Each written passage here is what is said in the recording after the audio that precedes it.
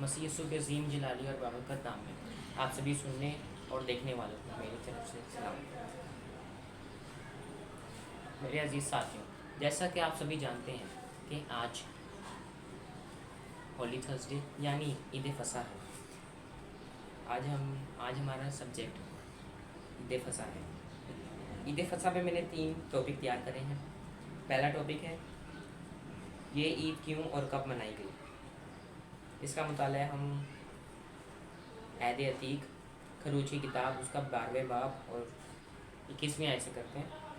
تب موسیٰ نے اسرائیل کے سب بزرگوں کو بلا کر ان سے کہا کہ اپنے اپنے خاندان کے مطابق ایک ایک برہ نکال رکھو اور یہ فصح کا برہ ذبح کرنا، اور تم زوفے کا ایک گچھا لے کر اس خون میں جو باسن میں ہوگا ڈبونا، اور اسی باسن کے خون میں سے کچھ اوپر کی چوکھٹ اور دروازے کے دونوں بازوؤں پر لگا دینا، اور تم میں سے کوئی صبح تک اپنے گھر کے دروازہ سے باہر نہ جائے، کیونکہ خداوند مصریوں کو مارتا ہوا گزرے گا، اور جب خداوند اوپر کی چوکھٹ اور دروازے کے دونوں بازوؤں پر خون دیکھے گا تو وہ اس دروازے کو چھوڑ جائے گا اور ہلاک کرنے والے کو تم کو مارنے کے لیے گھر کے اندر آنے نہ دے گا، اور تم اس بات کو اپنے اور اپنی اولاد کے لیے ہمیشہ کی رسم کر کے مانو۔ یعنی یہ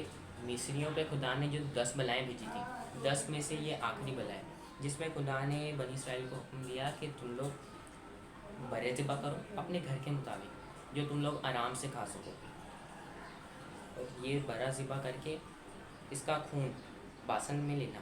باسن ایک کٹوری کو کہہ لیں یا کوئی اس طرح کے آبجیکٹ کو کہہ لیں، اس میں زوفے کو ڈبو کے گھر کی چوکھٹ پر اور اس کے دونوں بازوؤں پر لگا دینا، اور خدا جب رات کو نکلے گا بنی مصریوں کے پہلوٹوں کو مارنے، تو بنی اسرائیل کے جتنے گھروں کے باہر خون لگا ہوا دکھے گا چوکھٹوں پر اور دروازے کے بازوؤں پر، تو ان لوگوں کو چھوڑ دے گا خدا۔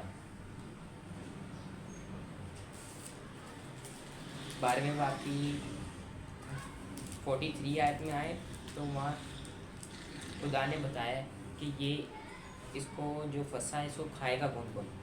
پھر خداوند نے موسیٰ اور ہارون سے کہا کہ فصح کی رسم یہ ہے کہ کوئی بیگانہ اسے کھانے نہ پائے، لیکن اگر کوئی شخص کسی کا زر خرید غلام ہو اور تو نے اس کا ختنہ کر دیا ہو تو وہ اسے کھائے۔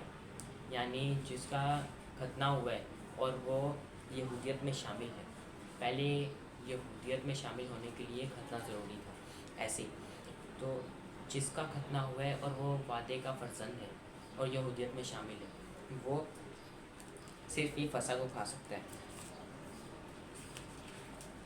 اب ہم عہد جدید میں چلتے ہیں۔ متی کی انجیل اس کا 26واں باب۔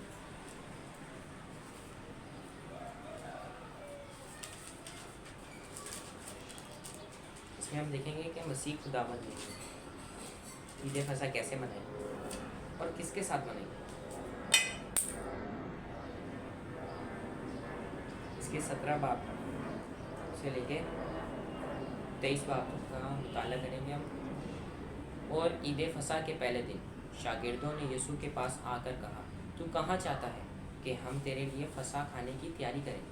اس نے کہا، شہر میں فلاں شخص کے پاس جا کر اس سے کہنا، استاد فرماتا ہے کہ میرا وقت نزدیک ہے اور میں اپنے شاگردوں کے ساتھ تیرے ہاں عید فصح کروں گا۔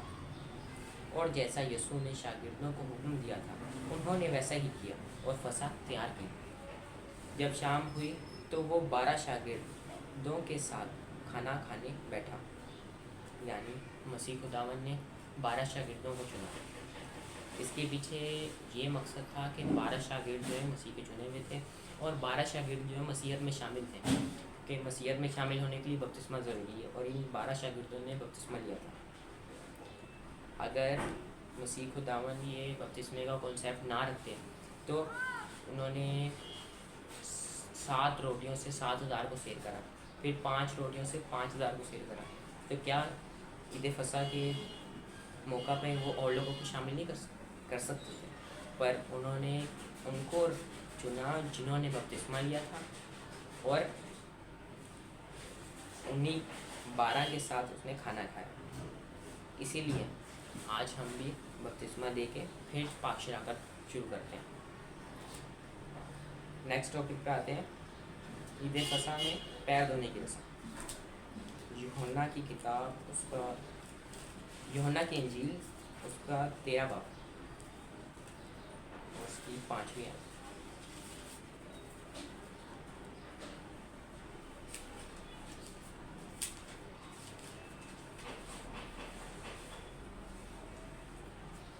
چوتھی آیت سے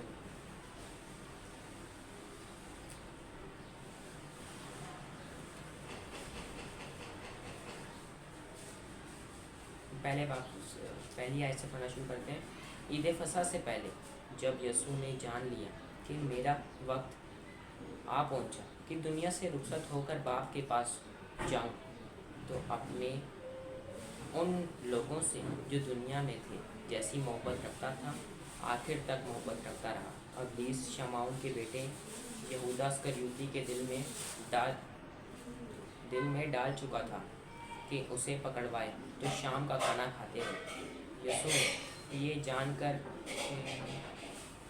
چوتھی آیت، دسترخوان سے اٹھ کر کپڑے اتارے اور رومال لے کر اپنی کمر میں باندھا، اور اس کے بعد برتن میں پانی ڈال کر شاگردوں کے پاؤں دھوئے، اور وہ رومال کمر میں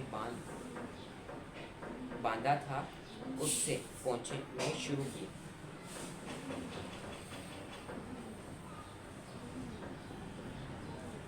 پھر وہ شمعون پطرس تک پہنچا۔ اس نے اس سے کہا کہ اے خداوند، کیا تو میرے پاؤں دھوتا؟ یسوع نے جواب میں کہا کہ جو میں کرتا ہوں تو اب نہیں جانتا، مگر بعد میں سمجھے گا۔ پطرس نے اس سے کہا کہ تو میرے پاؤں ابد تک کبھی دھونے نہ پائے گا۔ یسوع نے اس سے جواب دیا کہ اگر میں تجھے نہ دھوؤں تو میرے ساتھ شریک نہیں۔ شمعون پطرس نے اس سے کہا اے خداوند، صرف میرے پاؤں ہی نہیں بلکہ ہاتھ اور سر بھی دھو دو۔ یسوع نے اس سے کہا جو نہا چکا ہے اس کو پاؤں کے سوا اور کچھ دھونے کی حاجت نہیں، بلکہ سراسر پاک ہے۔ اور تم پاک ہو لیکن سب کے سب نہیں، چونکہ وہ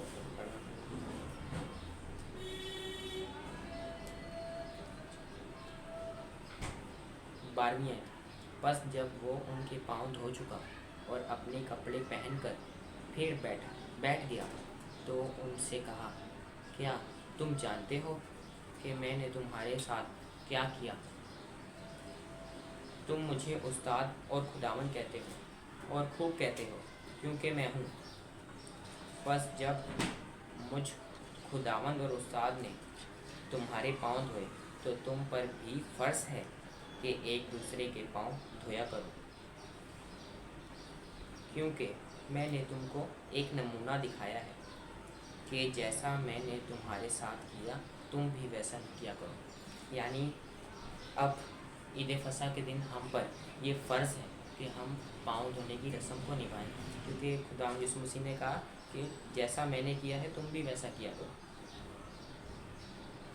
کیونکہ میں نے تم کو ایک نمونہ دکھایا ہے کہ جیسا میں نے تمہارے ساتھ کیا تم بھی ویسا ہی کرو۔ جو یہ رسم کو نہیں کرتے وہ کلام کے خلاف جاتے ہیں۔ مسیح نے کہا جو میری بات کو نہیں مانتا وہ میری مخالفت کرتا ہے۔ کل ہاں کی جگہ ہاں، نہ کی جگہ نہ، جو اس سے آگے جائے وہ بدی کرتا ہے۔